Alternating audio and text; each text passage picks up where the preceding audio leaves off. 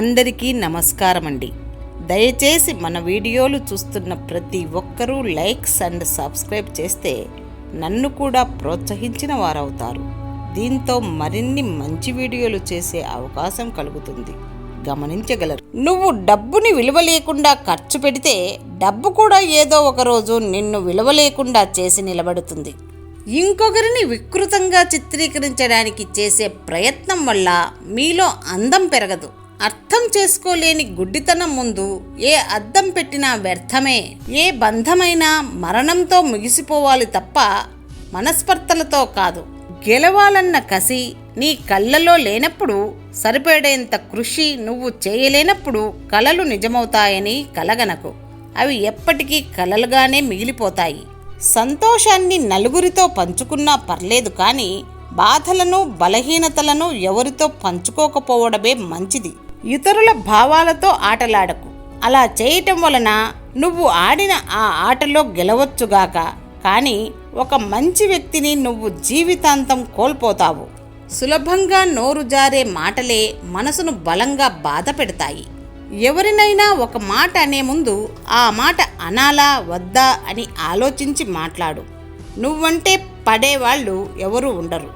మాటకి మాట, దెబ్బకి దెబ్బ కొట్టేవాళ్లే ఉంటారు. గుర్తుపెట్టుకో, చూసి రమ్మంటే కాల్చి వచ్చాడని అందరూ హనుమంతుడిని అంటారు, కానీ ముందు ఆయన తోకను కాలిస్తేనే లంకను కాల్చాడు అని ఎవరూ అనరు. మనుషులు కూడా అంతే. ముందు వాళ్ళు ఏమన్నారో అది చెప్పరు, మనం ఏమన్నామో అది మాత్రం ప్రచారం చేస్తారు, మాటలతోనో రాతలతోనో. మనకు ఎంత ధనం ఉన్నా అందరూ చూసేది సంస్కారాన్నే.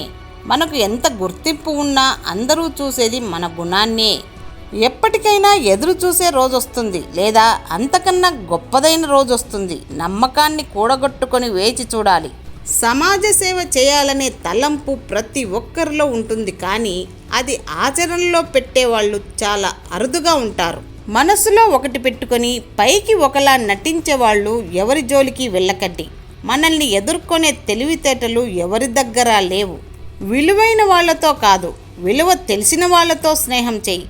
నువ్వు బాధపడే రోజు ఎప్పటికీ రాదు. ఇతరుల గురించి చెడుగా చెప్పుకొని చాలామంది సంతృప్తి చెందుతారు. వారి కష్టాలు, కడుపు నొప్పి మరిచిపోతారు. దీనికి మీరు బాధపడి భయపడవద్దు. అన్నీ కలిసొచ్చినంత కాలం అంతా తన నిర్వాకమే అనుకుంటాడు మనిషి. అప్పుడు మర్యాద, మన్ననలు వంటివి ఏమీ పట్టవు. వివేకం 100 ఏళ్లలో చేసిన కృషిని అవివేకం ఒక్క క్షణంలో భస్మం చేస్తుంది. జీవితం చాలా చిన్నది, కానీ దాన్ని అర్థం చేసుకోవాలంటే మాత్రం చాలా పెద్దది. ఎక్కువగా ఎవరిని నమ్మకు, మోసపోతావు. ఎవరి కోసమో ఆలోచించకు, వాళ్ళకే అలుసైపోతావు. ఎక్కువ విలువ ఇవ్వకు, గౌరవాన్ని కోల్పోతావు. ఎవరిని ప్రశ్నించకు, శత్రువు అవుతావు. ముందుగా నా వాళ్ళు అని ఆలోచించడం తగ్గించు. ఎవరి నుంచి ఏమీ ఆశించకు, జీవితం బాగుంటుంది. పాము కూరల్లో విషం కన్నా మనిషి చూపులోని అసూయ చాలా ప్రమాదకరం.